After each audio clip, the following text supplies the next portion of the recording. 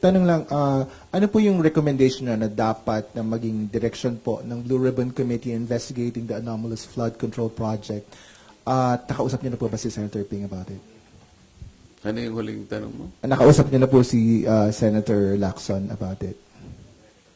Direction po lang.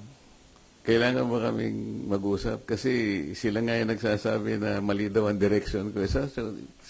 Baka sila yung tama yung direction. Tingnan na lang natin, di ba?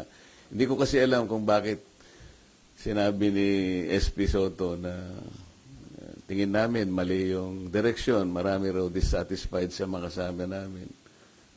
Sino kaya yung kasama namin dissatisfied? Baka si House Speaker Romualdez lang dissatisfied doon sa paraan ng aming pag-imbestiga. Sabi ko nga sa inyo, committee investigation is not police investigation.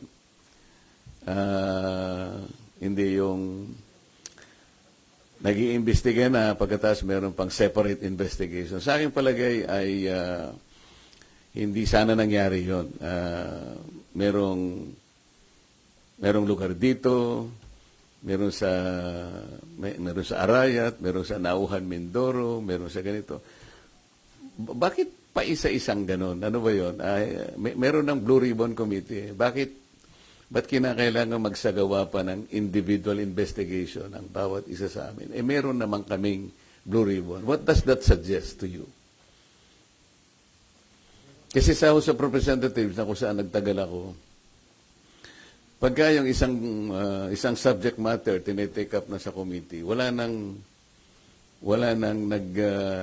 nagpe-privilege speech.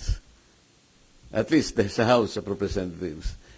Sa Senate siguro, baka wala namang rules na gano'n. Pero sa tingin ko, kahit na walang rules dito, pagka tinitake up na sa Blue Ribbon Committee, I think the common decency requires na wala na dapat yun. Kasi parang nagpapaligsahan. Hindi maganda.